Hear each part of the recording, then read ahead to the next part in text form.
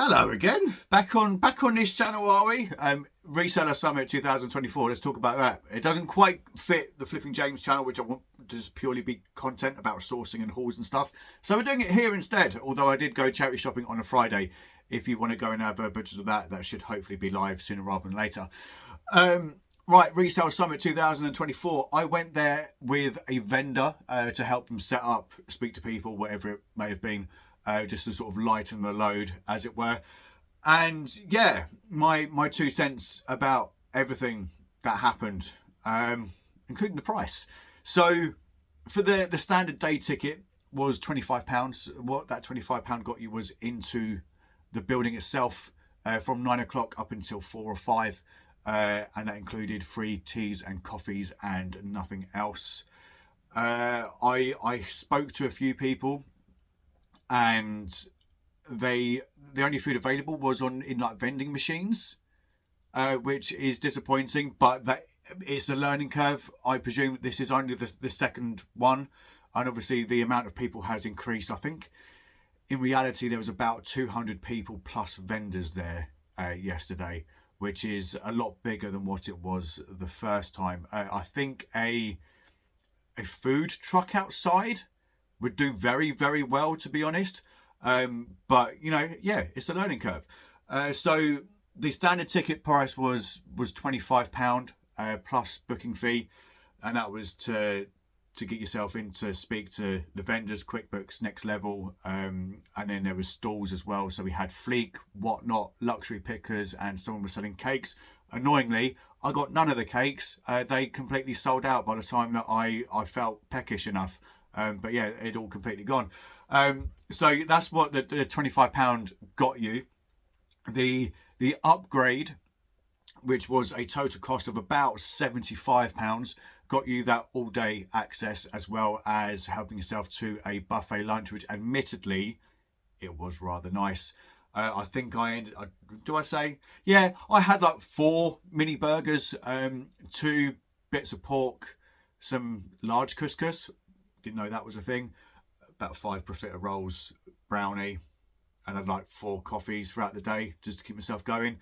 And also access to the rag house, which I think is a bit odd to gate that behind a separate ticket when you're also paying £15 a kilo. I don't know. Yeah, I mean, I think £15 a kilo is quite expensive, you know. So, I mean, it started off at £15. I've gone to ones at car boot sales in Greater London, and I think it was about £10, £12, possibly £15. But that's like London prices, not Derby. So I think gatekeeping that behind the evening ticket, I'm not too sure about that personally. And what else did it get you? Access to the evening thing. So there was a band playing, and there was Mario Kart on the Switch. I had 4 games. I played with Rummage Around, who was terrible, John Luke, who beat me, and then Master of Pieces, who just beat us all. It's just, well, we've done Rainbow Road twice. We did the newer version and the N64 version. Did the right newer version, the N64 version. I just got a run of bad luck, and it got to the point where I was just trying to come last so that I could then get the rocket to try and get somewhere. Didn't happen. So that got you, yeah, also into the evening, which was somewhat expensive on the alcohol front. I think a pint was just under £6. It was very open as well, which in some regards is nice because you can sort of pull away and have a conversation. But because there was so much space, there was just no atmosphere. I mean, I went to the Q4 after party, which was what it's supposed to be. It's an after party for Q4, aka the busiest time of a reseller typically. And it's an excuse to have a Christmas party when a lot of people don't get to have Christmas parties. Obviously there was a lot less people there. It was a smaller venue. It was cheap and cheerful. And it was a party. So I don't quite know whether I was speaking to someone, and I said, I don't think I would have paid a tenner for tonight. and they said, I wouldn't have paid anything for tonight. So I don't know. Again, it's only the second event, and it's the first one where there was an evening added onto it. What else happened? There was, I think there's 3 Q&A sessions, which was fine. I think, unfortunately, a lot of it was really like heavily clothing related, and I got to catch the back end of one, and I asked a question about like, what would you do if you could suddenly not sell clothing? Because I said like it's very fashion orientated on the panel, which is great. There's money to be made there, but there was nothing else there. Like, I didn't hear everyone speak, but it was really, really heavily clothing. And I don't get me wrong, I've sold clothing, I sell clothing. I find clothing so boring. There's so many other people from different walks of life and different avenues that I would have liked to have heard from. For example, Hanley with car parts, Brum with vinyls, media, video games, DVDs, music, books. I would have listened to a little something about books if given the opportunity, because I think when you're paying to be somewhere, you listen more, like you take in what people are saying.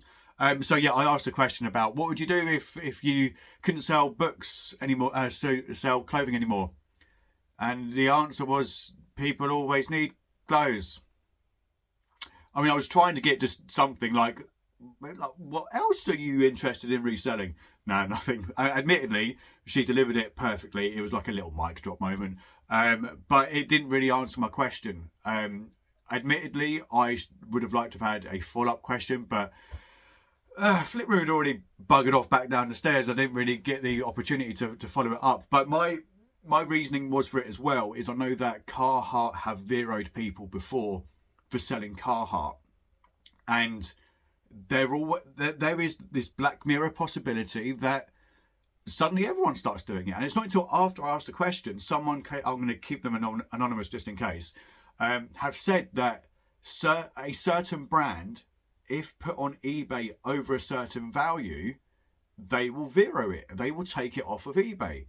There is always going to be that slight possibility that, I don't know, maybe Nike don't want you to sell Air Force Ones anymore, because if you're selling pre-owned, they're not getting the money themselves. It's a trickle-down effect. They're only getting the brand new. They want people to buy the brand new stuff, obviously.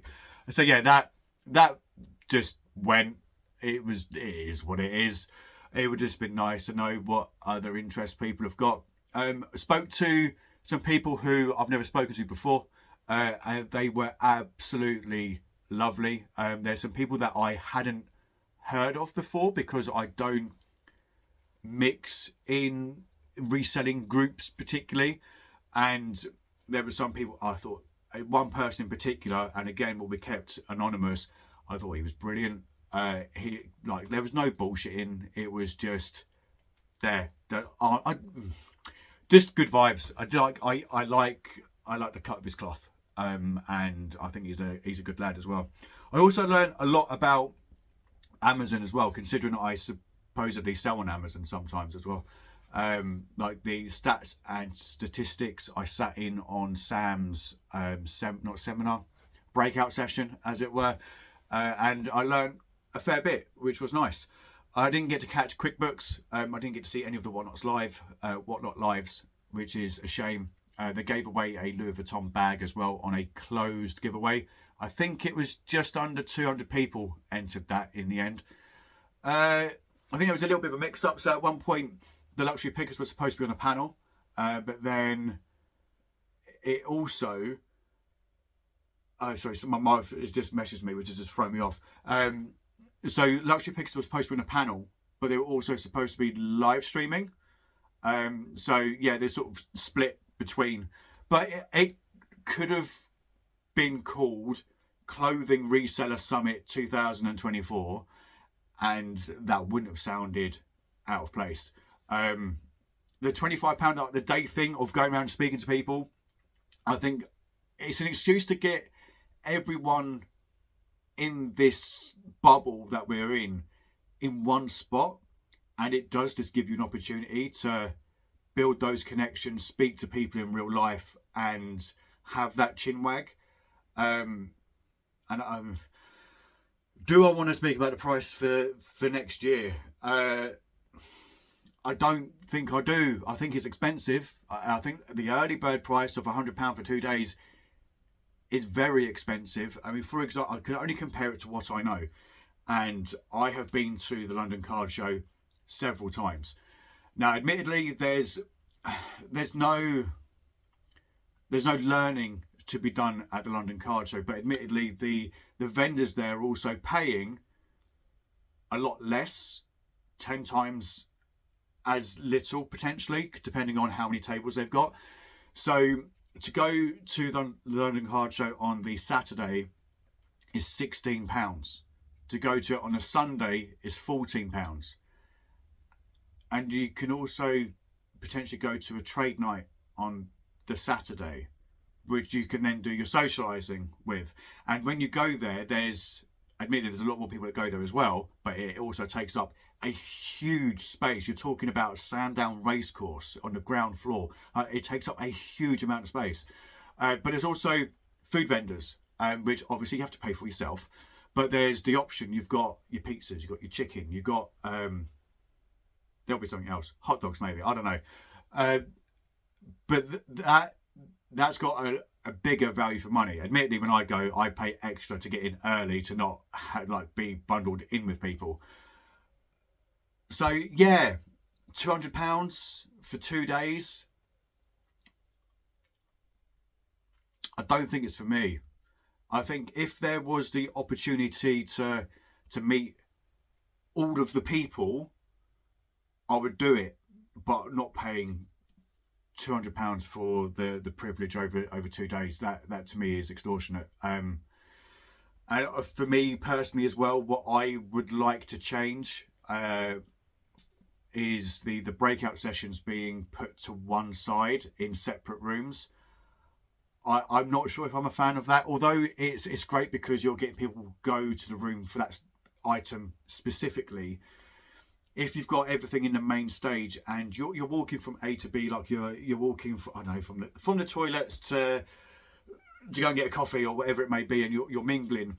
If you're listening to Aaron from QuickBooks mention something about tax and you think, oh, I need to know the answer to that, suddenly you'll sit down and you'll tune in and you'll learn something. It's the same with Next Level. Like, there was things about Amazon that I didn't know, and if I hadn't been in the seminar or the breakout at the time, I would still not have known it. And yeah, for me, I think it needs the breakouts to be on the main stage. It needs to have bums on seats, and yeah, I don't know. I mean, I don't run events, obviously, so that's just my 2 cents for it. But yeah, it needs refinement, and I personally think it needs competition. I think there is nothing wrong with a bit of friendly competition. Competition only allows each individual to better themselves.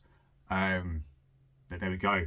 I've been talking for almost 14 minutes, and all I want to do is sleep in my own bed. Thank you for listening to my rambling, and yeah, check out my newer channels, Flipping James and James's Collectibles, and I'll hopefully see you over there. See you in the next one.